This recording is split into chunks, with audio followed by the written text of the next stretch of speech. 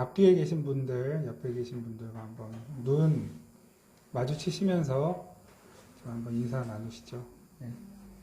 반갑습니다.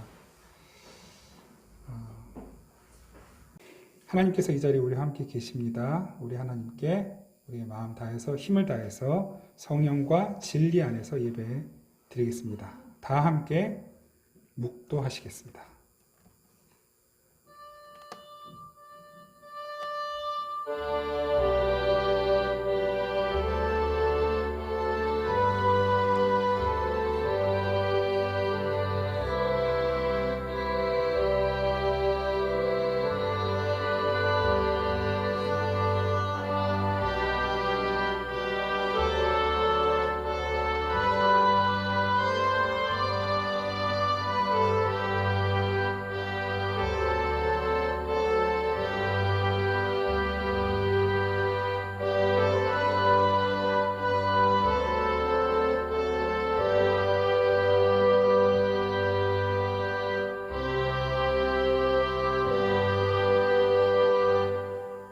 감사함으로 그의 문에 들어가며 찬송함으로 그의 궁정에 들어가서 그에게 감사하며 그의 이름을 송축할지어다. 여호와는 선하시니 그의 인자하심이 영원하고 그의 성실하심이 대대에 이르리로다. 아멘. 살아계신 하나님 은혜와 사랑을 감사하며 찬양합니다. 우리를 위하여 또 우리 머리 위에 베푸시는 그 은혜가 놀랍고 크십니다. 살아계신 하나님을 우리의 온 마음 다해 우리의 생명 다해 예배하기 원하오니 성령께서 이 예배 끝까지 친히 주장하여 주시옵소서. 우리의 삶을 거룩한 산제물로 받아 주옵소서. 예수 그리스도의 이름으로 기원하옵나이다. 아멘. 찬송가 68장 함께 찬양 드리겠습니다. 찬송가 68장 함께 찬양합니다.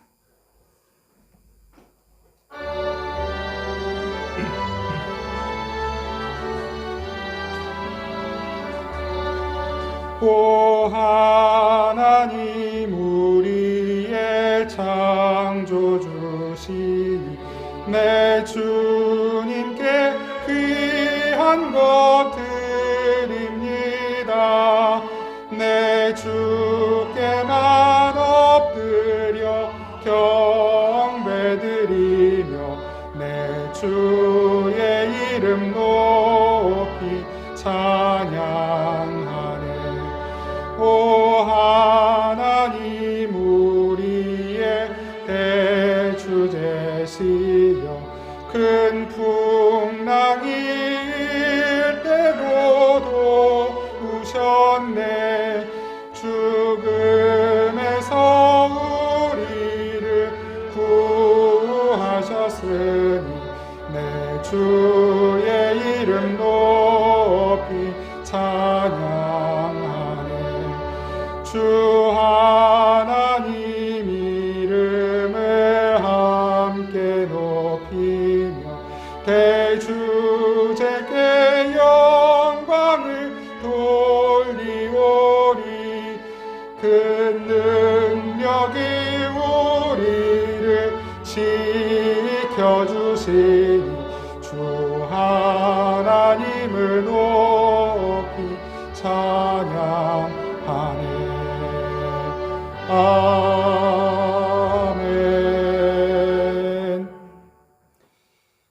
우리가 지난 한 주간 동안 우리의 생각으로, 말로, 행동으로 행했던 모든 죄를 이 시간 침묵으로 고백하며 함께 기도하겠습니다.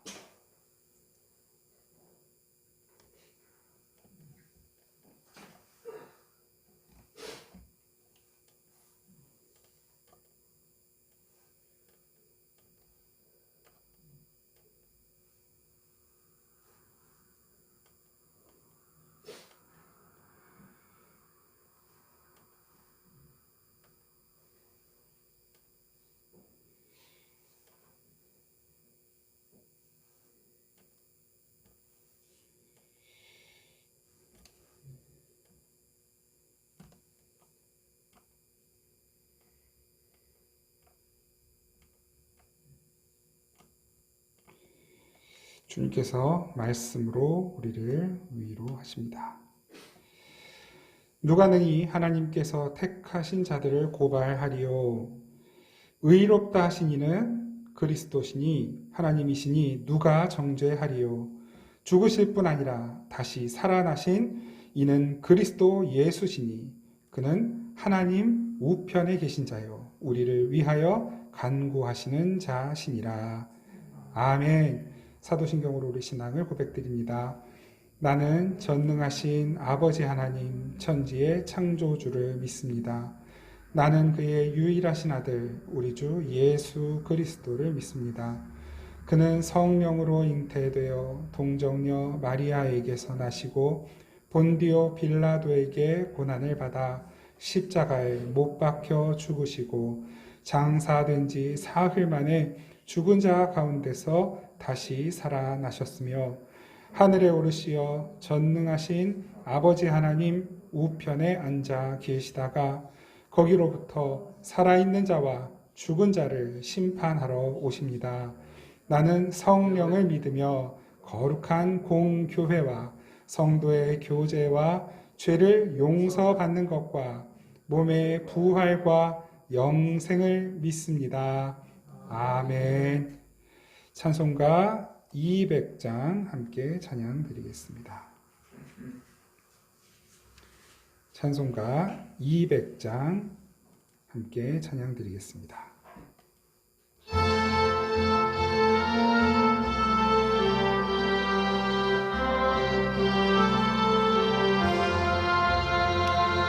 달고 묘한 그 말씀 생명의 말씀은 귀한 그 말씀 진실로 생명의 말씀이 나의 길과 믿음 밝히 보여주니 아름답고 귀한 말씀 생명샘이로다. 아름답고 귀한 말씀 생명샘이로다. 귀한 주님의 말씀은 내 노래 되도다. 모든 사람을 살리는 생명의 말씀을 값도 없이 받아 생명 길을 가니 아름답고 귀한 말씀 생명샘이로다. 아름답고 귀한 말씀 생명샘이로다. 널리 울리어 퍼지는 생명의 말씀을 마음의 용서와 평안을 골고루 주나니 다만 예수 말씀 듣고 복을 받네. 아름답고 귀한 말씀 생명샘이로다. 아름답고 귀한 말씀 생명샘이로다. 아멘. 기도드리겠습니다. 우리의 생명이신 주님을 찬양합니다.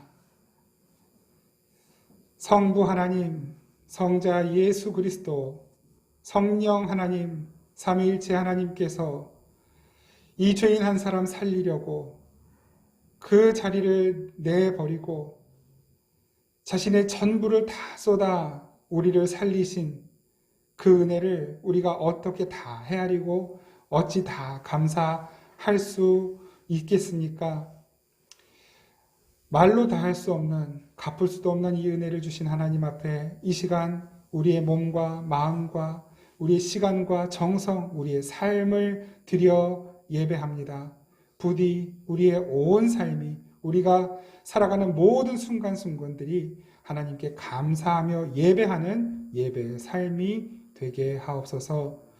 마땅히 그래야 함에도 여전히 내 욕심, 내 생각, 내 의로, 내 자존심, 내 판단, 내 탐욕으로 말미암아 무너지고 쓰러지고 오염되고 허물어지는 저희들을 불쌍히 여겨 주시옵소서. 주님 긍휼을 베풀어 주옵소서.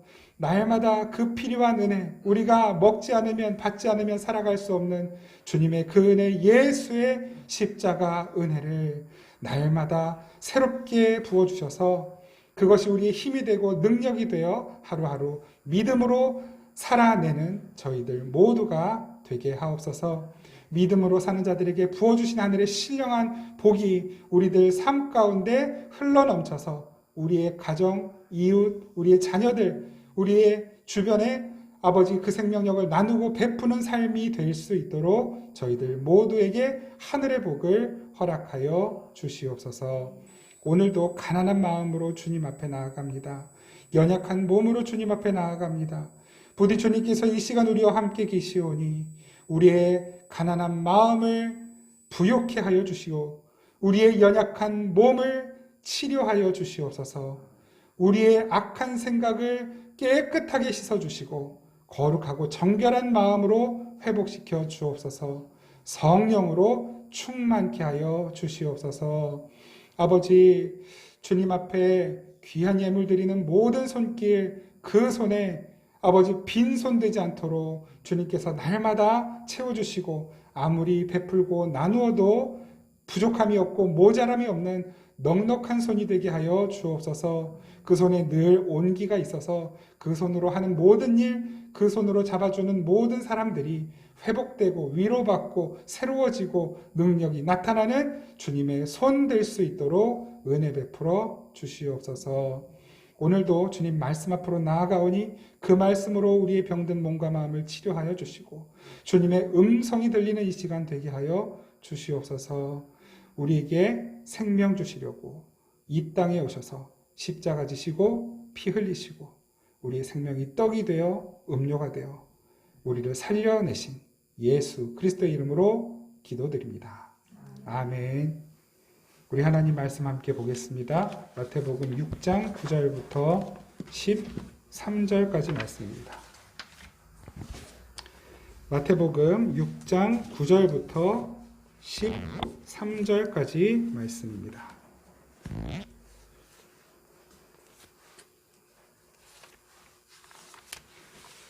마태복음 6장 9절에서 13절 우리 한 목소리로 함께 받들어 읽겠습니다. 시작. 그러므로 너희는 이렇게 기도하라.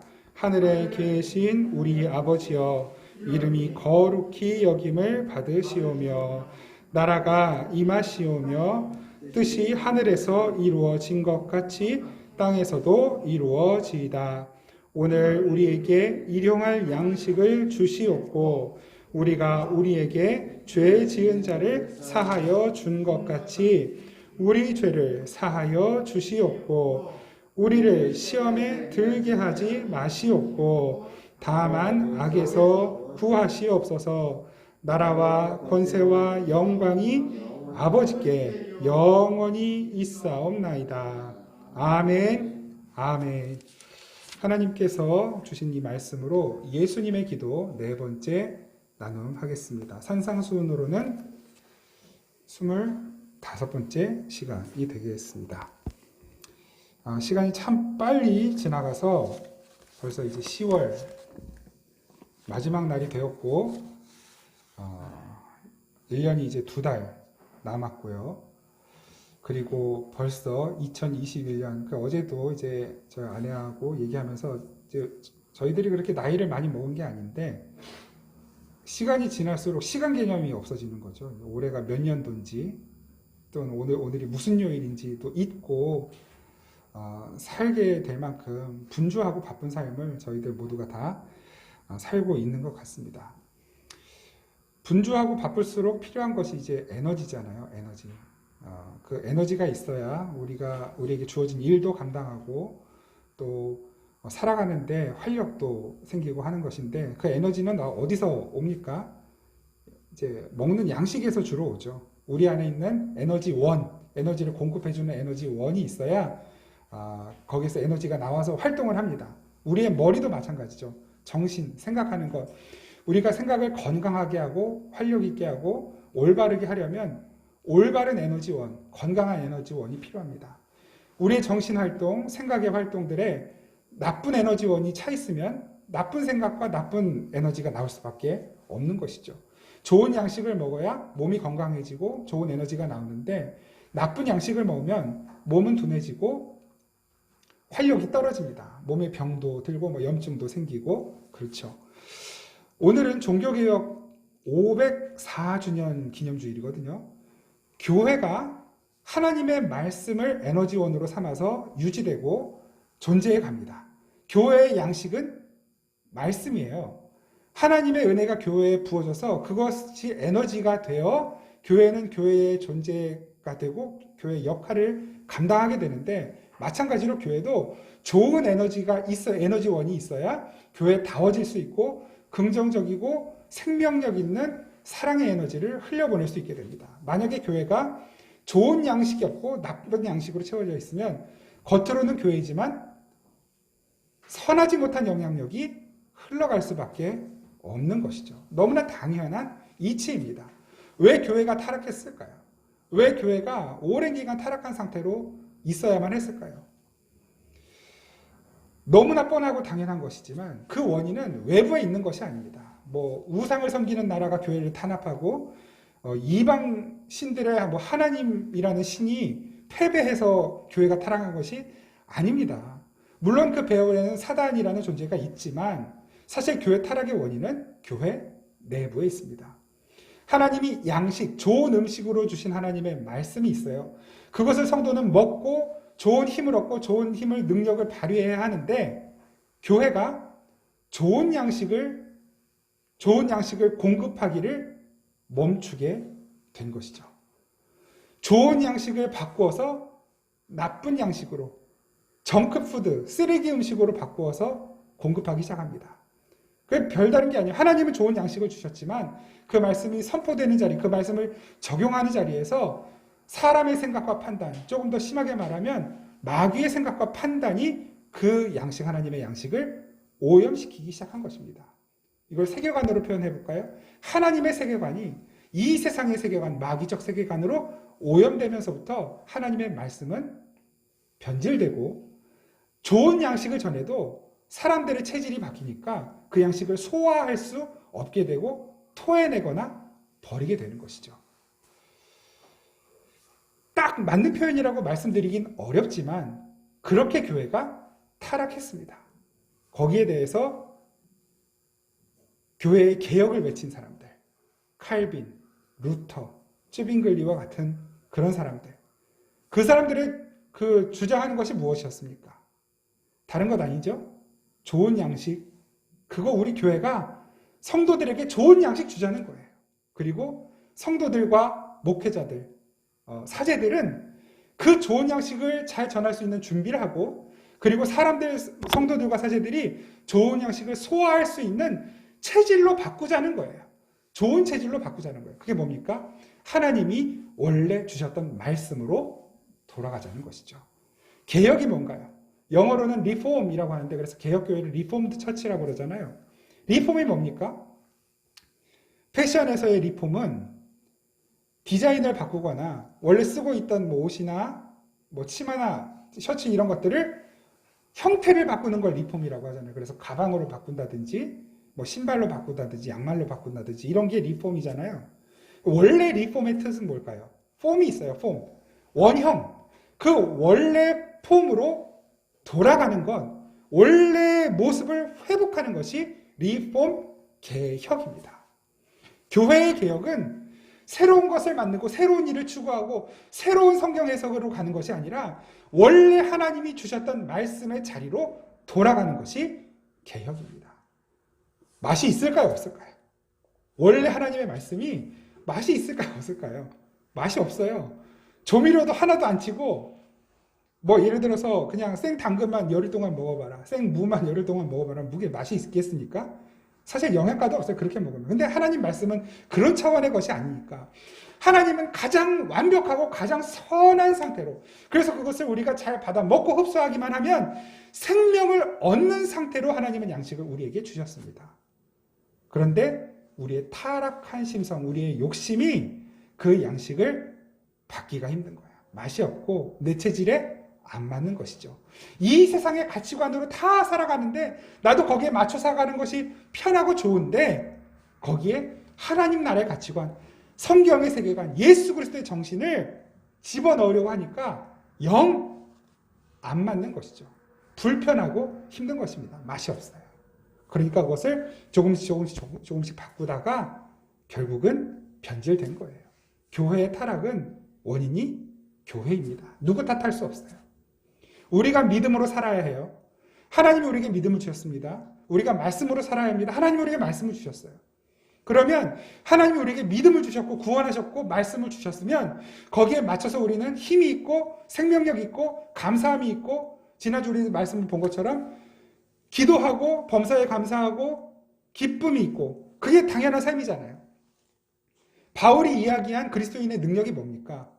내게 능력 주신 자 안에서 할 수 있는 게 뭐였습니까? 내가 어떤 상황, 어떤 환경, 어떤 자리에 있더라도 하나님만 바라볼 수 있고 그 하나님 한 분만으로 인하여 기뻐하고 감사할 수 있는 그것이 능력이라고 말씀하잖아요. 근데 우리가 그 능력을 잃어버렸어요. 왜 그럴까요? 앞서 말씀드린 두 가지 이유 때문이에요. 하나는 좋은 양식을 안 먹거나, 좋은 양식을 먹긴 먹지만 내 체질이 그 양식을 토해내는 것이죠. 그냥 다 배설해버리든지. 그건 너의 얘기, 나의 얘기가 아닙니다. 그 우리 얘기, 내 얘기입니다. 개혁? 그것은 어디에서 일어나야 할까요? 누가 개혁해줘야 됩니까? 제가 여러분들을 개혁해드려야 하나요? 여러분들이 저를 개혁해 주셔야 합니까?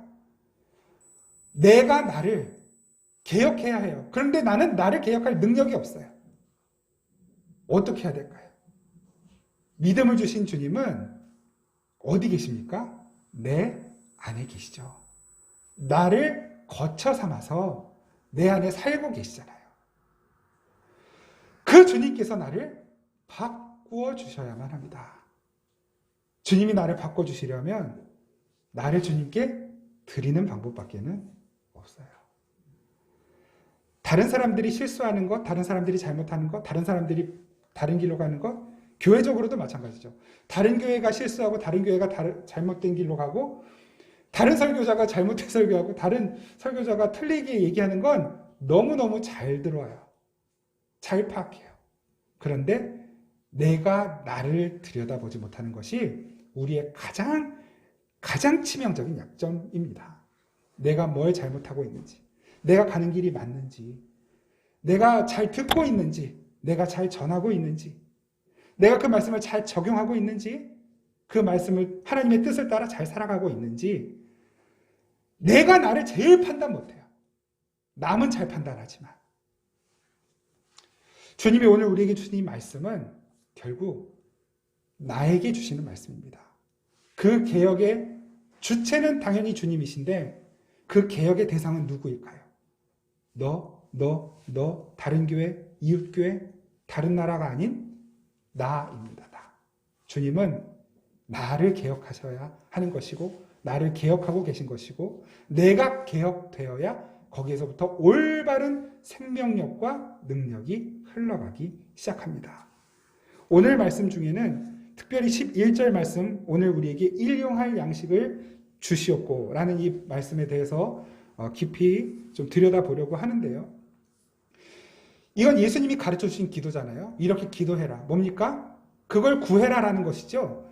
오늘 우리에게 일용할 양식을 주세요라고 하나님께 기도하라고 가르쳐 주신 거잖아요. 왜 이걸 가르쳐 주셨을까요? 이 기도의 전제는 뭘까요?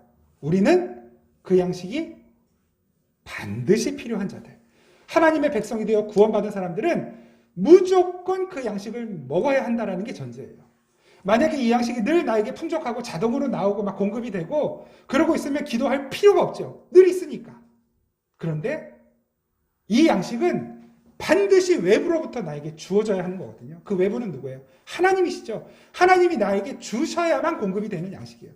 내 스스로 자체 생산이 안 되는 거예요. 그러니까 예수님께서 그걸 구하라는 거예요. 언제? 오늘, 지금.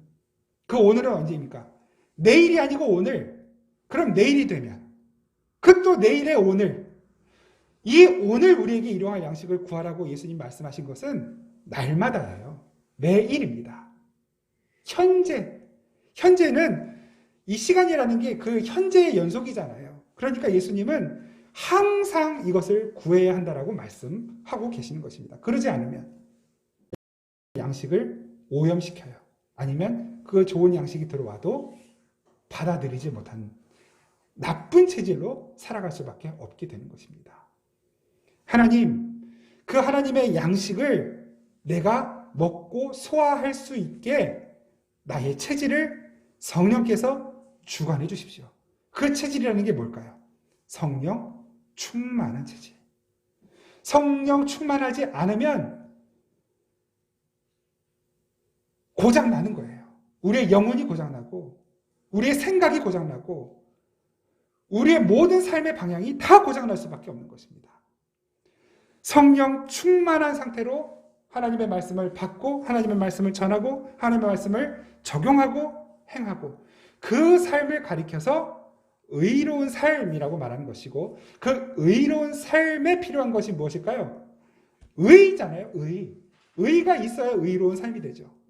그 의가 뭐냐고 예수님께서 가르쳐 주셨습니까? 마태복음 5장 6절에 의에 줄이고 목마른 자는 복이 있나니 그들이 배부를 것이며 그 의가 필요합니다. 내 안에는 그 의를 생산해낼 능력이 없으니 주님께서 그 의로움을 나에게 주십시오. 저는 의에 줄였습니다. 저는 의에 목마릅니다. 저에게 필요한 것은 그 의로움입니다. 나는 그것 없으면 죽은 자나 다름없습니다. 이것이 우리의 고백이어야만 하는 거예요. 모든 믿는 사람들의 고백이어야만 하는 것입니다. 우리는 그 의로움에 줄여 있어요. 그런데 그 의로움에 줄여 있다는 걸 아는 자들이 복이 있는 자들이고 그 의로움을 예수님이 내가 채워주겠다라고 약속하신 거예요. 그래서 그 예수님을 의로움이라고 말하고 또 뭐라고 그래요? 그 줄이고 목마른 것을 채우는 그 양식.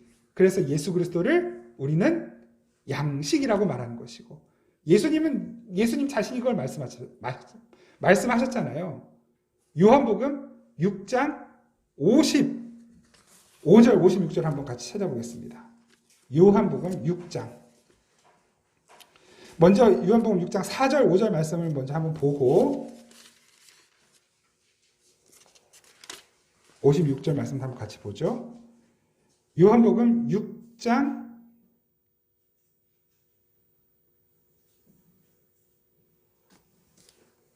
56절 보겠습니다. 56절. 요한복음 6장 55절 56절 같이 한번 보겠습니다. 같이 한번 읽으시죠. 시작. 내 살은 참된 양식이요 내 피는 참된 음료로다. 내 살을 먹고 내 피를 마시는 자는 내 안에 거하고 나도 그의 안에 거하나니. 이 무슨 말씀입니까? 충만하다는 말이잖아요. 예수님이 내 안에 거하신다. 예수로 채워져 있다. 충만하다. 우리가 밥을 많이 먹으면 위장이 밥으로 채워지잖아요. 충만함이에요. 예수를 먹으면 예수로 충만해지는 것이에요. 그것이 곧 성령 충만함입니다. 예수님 자신이 양식이래요. 그래서 날마다 예수님 자신을 먹으라고 예수님은 우리의 양식이 되어주시기 위해 음료가 되어주시기 위해 우리에게 오신 것입니다. 오늘도 주님을 저에게 주세요. 오늘도 예수님의 살과 피를 나에게 주세요. 배고파요. 저는 의에 줄이고 목마른 자입니다. 이것이 오늘 우리에게 일용할 양식을 주시옵고라는 이 말씀에 진의인 것입니다. 이것을 단순히 우리는 오늘 우리에게 일용할 양식을 주십시오. 오늘 필요한 것, 오늘 내가 먹고 살아야 되는데 그 필요한 것을 채워주십시오라는 개념 안에서만 그 안에서만 해석하고 끝내버리는 경우가 너무너무 많죠.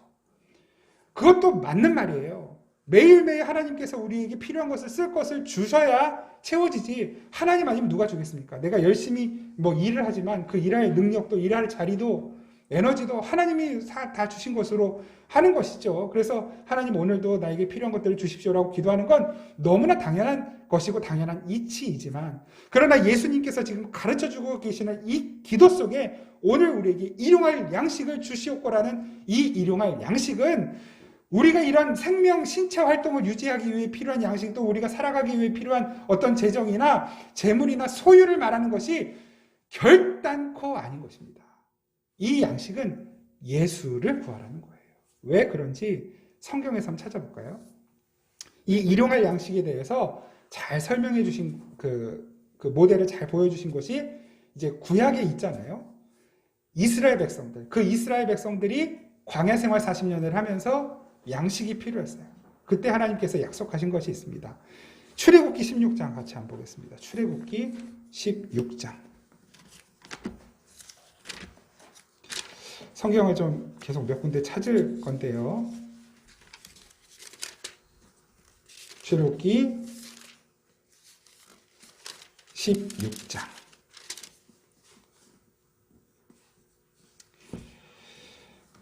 4절 5절.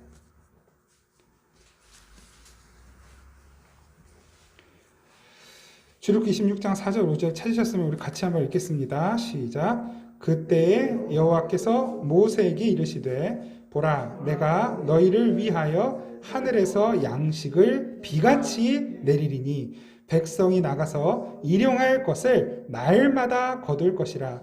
이같이 하여 그들이 내 율법을 준행하나 아니하나 내가 시험하리라. 여섯째 날에는 그들이 그 거둔 것을 준비할지니 날마다 거두던 것에 갑절이 되리라. 아멘. 무슨 내용입니까? 이 이스라엘 백성들이 광야에서 배고프다고 아우성치니까 하나님이 양식을 주시겠다 그래요. 그러니까 지금 뭔가에 어쨌든 줄여있는 하나님의 백성들의 모습을 이스라엘 백성들이 보여주죠. 그것이 3절 말씀인데 제가 3절만 읽어보겠습니다. 이스라엘 자손이 그들에게 이르되 우리가 애굽 땅에서 고기 가마 곁에 앉아있던 때와 떡을 배불리 먹었던 때 여호와의 손에 죽었더라면 좋았을 것을 너희가 이 광야로 우리를 인도해내어 이 온 회중이 줄여죽게 하는도다. 애굽 땅에 있을 때 잘 먹고 잘 살았는데 우리를 끌어와가지고 해먼 우리들 지금 다 죽게 굶어 죽게 생겼다라고 아우성을 치는 거예요.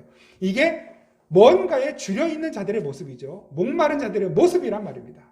그랬더니 하나님께서 모세를 통하여 그 백성들에게 약속을 하셔요. 뭘 약속하시냐면 양식을 약속하셔요. 그런데 그 양식이 어떻게 내려주시겠다고 말씀하십니까? 제가 다시 한번 4절 읽어볼게요. 그때 여호와께서 모세에게 이르시되 보라 내가 너희를 위하여 하늘에서 양식을 주시겠대요. 하늘에서 양식을 근데 어떻게? 비같이 내리리니. 비같이 내리는 그 양식. 하늘에서 내려오는 그 양식으로 하나님의 백성들은 사는 것입니다. 그걸 보여주고 계시는 거예요. 그냥 단순히 이스라엘 백성들은 먹을 양식을 구했지만 하나님은 그것을 일부러 허락하셨어요. 일부러. 그들이 줄인 상황을 하나님이 일부러 연출하셨다고요. 그게 어디에 나옵니까? 신명기 8장 제가 읽어드릴게요. 신명기 8장 2절 3절 하나님이 왜 그 상황을 일부러 연출하셨는지 제가 읽어드리겠습니다. 내 하나님 여호와께서 이 40년 동안에 내게 광야 길을 걷게 하신 것을 기억하라. 하나님이 걷게 하셨다 그래요. 이는 너를 낮추시며 너를 시험하사 내 마음이 어떠한지 그 명령을 지키는지 지키지 않는지 알려 하시니라. 하나님이 왜 그 허기진 상황을 허락하셨을까요? 하나님의 말씀, 하나님의 뜻을 따라가는지 아닌지 보시려고. 하나님이 일부러 연출하신 거예요. 너를 낮추시며 너를 줄이게 하시며 또 너도 알지 못하며 내 조상들도 알지 못하는 만나를 내게 먹이신 것은 사람이 떡으로만 사는 것이 아니요 여호와의 입에서 나오는 모든 말씀으로 사는 줄을 내가 알게 하려 하심이니라. 왜 줄인 상황을 연출하셨다고요? 왜 그리고 그 만나 음식이 하늘에서 비같이 내려오게 하셔야만 했냐고요? 사람은 사람의 양식으로 사는 것이 아니라, 떡으로 사는 것이 아니라 하나님의 입에서 나오는 말씀으로 사는 자들이라는 것을 가르쳐 주시려고. 그래서 그 하늘에서 양식을 비같이 내리시는 것 곧 뭡니까? 하나님의 말씀이라는 것을 여기서 정확하게 명시하시는 것입니다. 사람은 떡으로 사는 것이 아니라 하늘에서 비처럼 내려주시는 하나님의 말씀으로 사람은 살아갈 수 있다. 그것 아니면 사람은 죽는다예요. 신명기 32장 말씀은 같이 한번 찾아보겠습니다. 이것이 우리 교회의 핵심 가치거든요. 작년 우리 창립 예배하면서 전했던 말씀을 우리 교회에 주신 말씀인데요. 신명기 32장 1절부터 3절. 그 하늘에서 비처럼 내리는 게 무엇인가? 같이 한번 읽겠습니다. 신명기 32장 1절에서 3절 시작. 하늘이여 귀를 기울이라. 내가 말하리라. 땅은 내 입의 말을 들을지어다. 내 교훈은 비처럼 내리고 내 말은 이슬처럼 맺히나니 연한 풀 위에 가는 비 같고 채소 위에 단비 같도다. 내가 여호와의 이름을 전파하리니 너희는 우리 하나님께 위엄을 돌릴지어다. 아멘. 하늘에서 비처럼 내리는 거 뭡니까? 하나님의 말씀, 하나님의 교훈. 만나가 하나님께서 약속하신 그 만나가 하늘에서 비처럼 내린다라고 약속하신 그 만나가 사실 어떻게 생겼습니까? 아침에 이슬처럼 땅의 지면에 맺혔다 그러잖아요. 여기도 똑같이 말씀하시죠. 이슬처럼 맺힌다. 그런데 그 광야의 이슬이라는 건 우리가 생각하는 것보다 굉장히 능력이 있습니다. 광야는 비가 잘 오지 않는 곳이고 수분이라는 게 없어요. 그러니까 이 일교차 때문에 아침 일찍 이슬이 맺히는데 그 이슬을 먹고 이슬 때문에 싹이 돋아나고 그 이슬 때문에 꽃이 피고 그 이슬 때문에 열매가 맺히는 거거든요. 그게 광야의 이슬이에요. 그래서 시편에서는 주님의 백성들, 주님의 청년들을 뭐라고 표현합니까? 새벽 이슬 같은 주님의 청년.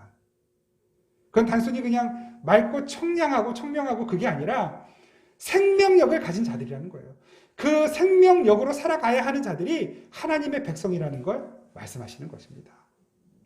이제 우리 자신을 좀 돌아보자고요. 우리의 삶의 동력은 뭡니까? 나를 살아있게 만드는 것. 진짜 내가 생명력을 가지고 있구나라고 느끼게 만드는 동력은 무엇인가요? 돈입니까? 앞으로 내가 꿈꾸고 있는 어떤 장래의 계획입니까? 아니면 하늘로부터 내려오는 하나님의 말씀입니까? 만일 그 하나님의 말씀이 내 생명력이고 내 삶의 원천이고 내 능력의 근원이 아니라면 종교개혁의 대상은 500년 전 가톨릭 교회가 아니라 지금 현재를 살아가고 있는 나 자신입니다. 개혁의 대상이라는 게 뭘까요? 이대로 가면 죽는다라는 의미입니다. 이대로 가면 죽어요. 그래서 주님이 죽지 말라고 말씀을 내려주신 것입니다. 그건 먹어야죠. 난 그거 없으면 죽습니다. 오늘도 주님 그 말씀을 나에게 주십시오. 오늘도 주님 그 양식을 나에게 주십시오. 라고 기도할 수 있는 사람은 그리스도인 밖에 없습니다. 세상 아무리 훌륭한 사람, 아무리 뛰어난 사람들 다 데려다 놓고 그들의 소원이 무엇이냐고 물어보십시오. 나는 오늘 없으면 죽는 하나님의 말씀 예수 그리스도가 나에게는 가장 필요합니다라고 말할 수 있는 사람이 몇이나 있을까요? 여러분, 그 예수가 우리의 의라면 예수 아닌 다른 것으로 내 삶을 채우고 다른 것에서 내 만족을 찾겠다 하고 하는 건 뭘까요? 다른 것이 내게 채워져야 나는 만족합니다. 그건 뭡니까? 의의 반대말이 뭐예요? 의의 반대가 뭐예요? 죄지 뭐예요? 죄. 그러니까 예수 없이 살 수 있어요. 예수 없이 나는 부족한 게 없어요. 예수 없는데도, 복음이 없는데도, 말씀이 없는데, 일용할 양식이 나에게 하늘로부터 주어지지 않는데도 나는 부족한 게 없어요. 다 이루었어요. 나 이제 여유롭게 즐기면서 누리면서 내가 하고 싶은 거 하면서 살 거예요. 라고 말하는 이 세상의 허다한 착한 사람들. 안타깝지만 죄인인 거예요, 그들도. 물론 그 사람들은 인정 안 하겠죠. 내가 내 힘으로 열심히 잘 살았고 성실하게 살았고 그래서 소위 요즘 뭐 파이어족 있잖아요. 40대가 되기 전에 돈 많이 벌어서 일찍 은퇴하고 여유 있는 삶을 살겠다. 멋있죠. 저도 그렇게 살고 싶네요. 그게 꿈인 사람들. 뭐 그 꿈을 갖는 게 나쁘겠어요. 그게 무슨 얼마나 죄가 되겠습니까?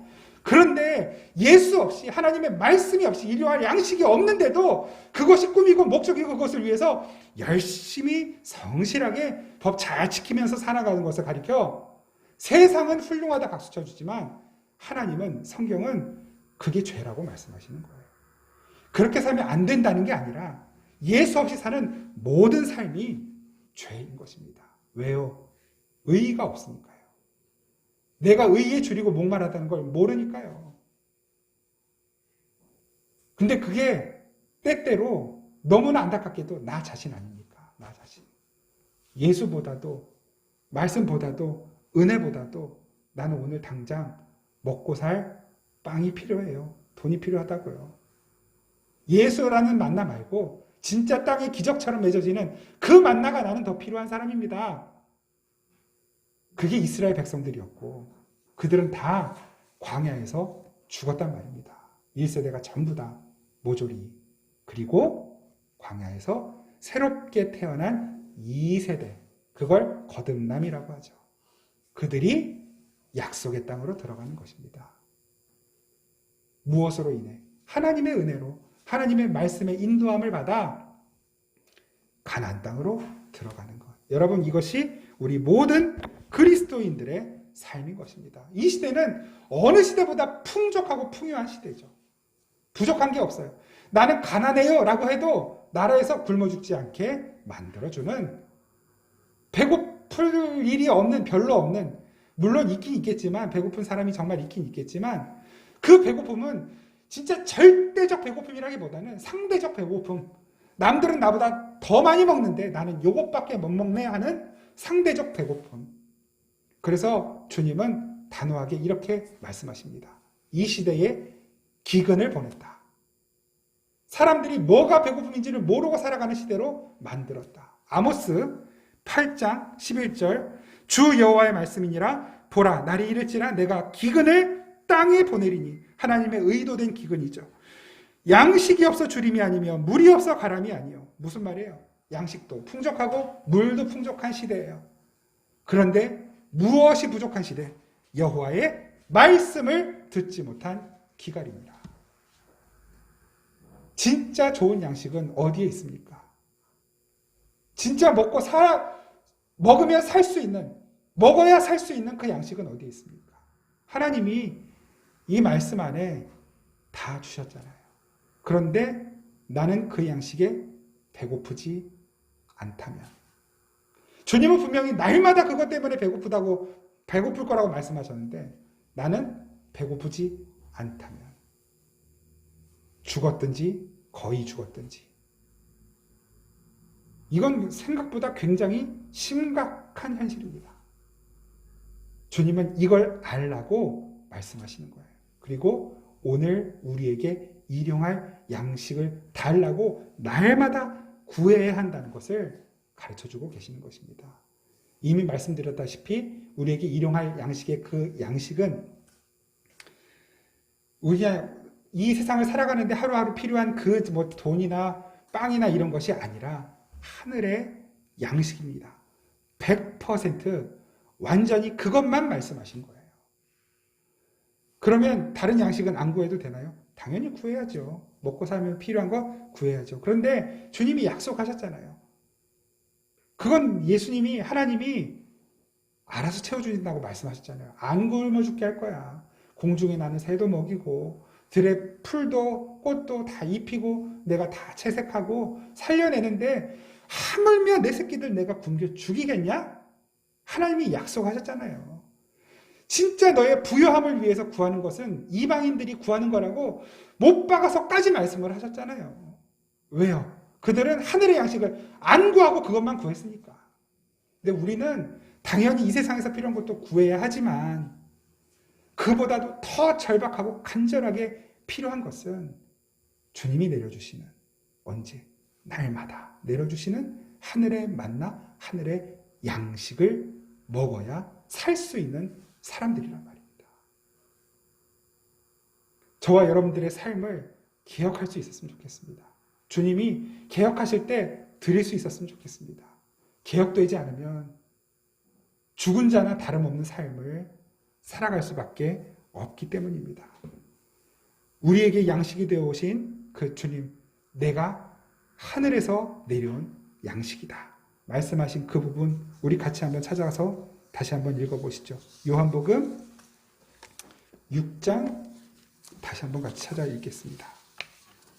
요한복음 6장 48절부터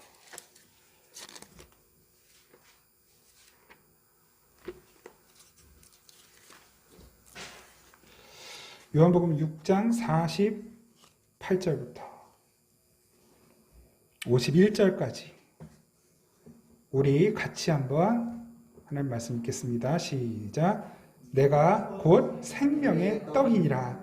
너희 조상들은 광야에서 만나를 먹었어도 죽었거니와 이는 하늘에서 내려오는 떡이니 사람으로 하여금 먹고 죽지 아니하게 하는 것이니라. 나는 하늘에서 내려온 살아있는 떡이니 사람이 이 떡을 먹으면 영생하리라. 내가 줄 떡은 곧 세상의 생명을 위한 내 살이니라 하시니라. 아멘. 하늘에서 비처럼 내려주시겠다고 약속하신 그 만나, 예수님이 내가 바로 그 하늘에서 내려온 떡이다 라고 말씀하셨습니다. 날마다 예수를 먹어야 삽니다. 그 예수라는 떡, 날마다 잘 찾아서 챙겨서 구해서 드실 수 있기 바랍니다. 그 예수라는 음료를 날마다 달라고 해서 찾아서 드시길 바랍니다. 그 예수라는 떡과 예수라는 음료만이 우리의 양식이며 우리의 에너지원이며 그것이 우리에게 잘 소화됐을 때 비로소 건강한 능력과 에너지와 생각과 판단과 의로움이 저와 여러분들의 삶을 통해 흘러가게 되는 것입니다. 이 시대의 교회가 비난받고 욕을 먹고 또 드라마, 영화, 뉴스 이런 많은 곳에서 조롱거리, 웃음거리처럼 비춰질 수밖에 없는 이유, 교회가 참된 양식과 참된 음료를 저버리고 그것을 오염시켜서 자기 마음대로 먹고 해석하고 적용했기 때문입니다. 다시 원래의 자리로, 복음의 자리로 돌아가야만 합니다. 저도 여러분들도 그 자리로 부르시는 주님의 부르심에 응답하여 살 수 있길 바랍니다. 세상이 교회를 끝까지 비난할지 모르지만 그 양식으로 먹고 배부르고 힘낸 자들은 주님께서 반드시 주님의 생명으로 충만케 채워주신다는 것을 말씀하셨고 책임지신다는 것을 말씀하셨습니다. 마지막으로 계시록 2장 9절 말씀 제가 받들어 읽고 찬양하겠습니다. 계시록 2장 9절 내가 네 환난과 궁핍을 알거니와 실상은 네가 부요한 자니라. 실상은 네가 부요한 자니라. 자칭 유대인이라 하는 자들의 비방도 알거니와 실상은 유대인이 아니요 사탄의 회당이라. 자칭 교회라고 하는 자들, 자칭 하나님을 믿는다고 하는 자들이 많이 있으나 그러나 그들은 잘못된 양식으로 먹고 배부른 자들. 그러나 하나님의 말씀 안에서 그 말씀을 먹고 마심으로 힘을 얻는 자들 다 비난하고 또는 삶에서 궁핍함이 있다 할지라도 바로 그들이야말로 하나님이 인정하시는 부요한 자라는 것을 기억하시기 바랍니다. 오늘 이 시간 함께 찬양할 때 주님의 의로움으로 예수로 목말라 있습니다. 예수로 배고픕니다. 저를 채워주십시오. 우리 이 시간 그 기도하는 마음으로 함께 찬양하겠습니다.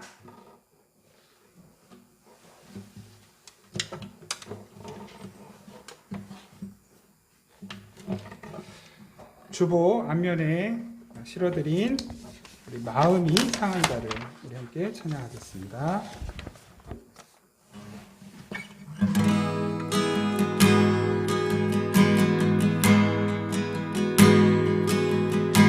마음이 상한 자를 고치시는 주님, 하늘의 아버지 날 주관하소서. 주의 길로 인도하사 자유케 하소서. 새 일을 행하사 부흥케 하소서. 한 번 더. 마음이 상한 자, 이상한 자를 고치시는 주님, 하늘의 날 주관하소서. 길로 인도하사 자유케 하소서. 새 일을 행하사 부흥케 하소서. 의에 드리고 목이 마르니 성령의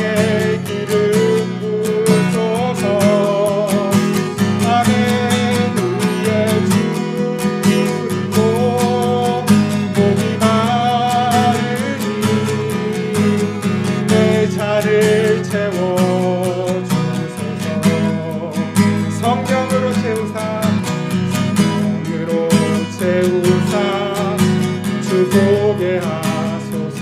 아멘. 주의 임재 속 은혜 알게 하소서. 주대로 살아가리 세상 끝날까지. 나를 잊으시 새날 열어주소서. 아멘. 의에 줄이고 의에 줄이고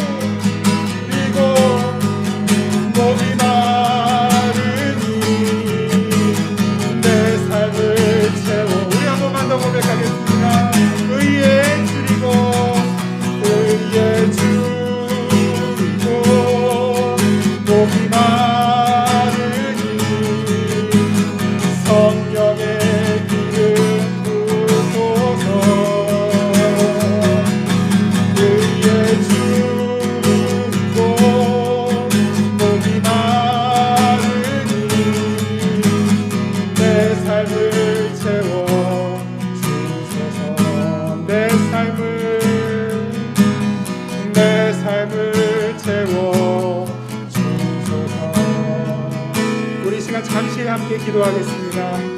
예수로 충만하고 성령으로 충만하고 말씀으로 충만하고 은혜로 충만한 삶을 살기 원합니다. 주님께서 채워주시옵소서. 성령 충만케 하옵소서. 예수라는 살과 피를 먹고 마시며 힘을 내는 아버지 나의 삶이 되게 하여 주옵소서. 이 시간 함께 기도하겠습니다. 하나님, 아버지 예수로 구속되는 자 되기를 원합니다. 예수로 충만한 자 되기를 원합니다. 성령으로 충만하기 원합니다. 말씀으로 충만하기 원합니다. 은혜로 충만하기 원합니다. 주님 외에는 아버지와 다른 건 아무것도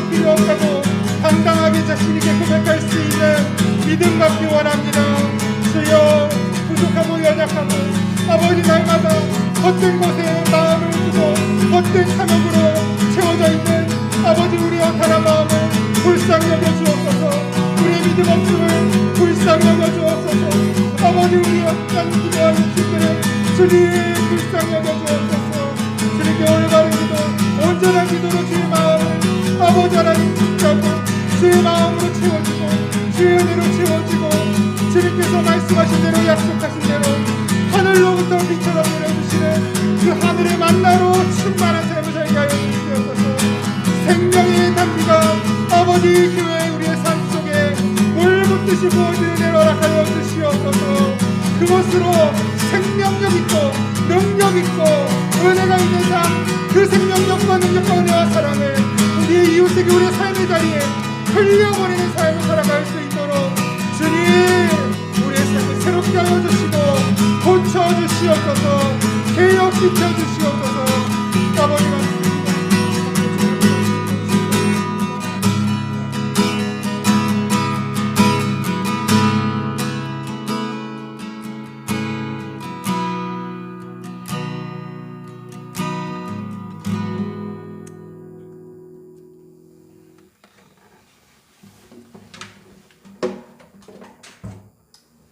하나님 고맙습니다. 광야 길에 흙먼지 같던 저희들, 그 위에 하늘로부터 내려오는 생명의 단비, 하늘의 말씀, 주님의 은혜를 내려주셔서 그 광야 길이 꽃길이 되고 열매 맺히는 나무숲이 되게 하신 것을 감사합니다. 주님이 그렇게 우리를 고쳐주시고 바꿔주시고 새롭게 하셨음에도 여전히 이 세상에 사라질 먼지와 같은 것들을 욕망하고 추구하는 저희들의 연약함과 어리석음을 용서하시고 부디 예수 그리스도로 하늘의 만나로 충만한 우리 삶이 되게 하여 주시옵소서. 예수님의 이름으로 기도드립니다. 아멘. 우리의 생명 되신 예수 그리스도의 은혜와 무한한 사랑 우리에게 베풀어 주시는 우리 아버지 하나님의 그 크신 사랑, 그리고 날마다 우리와 함께 계시고 도우시고 위로하시고 채우시고 새롭게 하시고 고치시고 온전케 하시는 성령의 교통하심이 이 시간 다시 한번 주님 나를 개혁해 주십시오. 주님 나를 성령으로 충만케 해 주십시오. 그 한 가지 소원으로 이 세상을 능력 있게 살아가기를 원하는 우리 생명의 단비교회 모든 성도들과 이 땅의 모든 교회와 하나님의 자녀들, 이 온 민족 가운데 항상 함께 계시기를 간절히 축원하옵나이다. 아멘.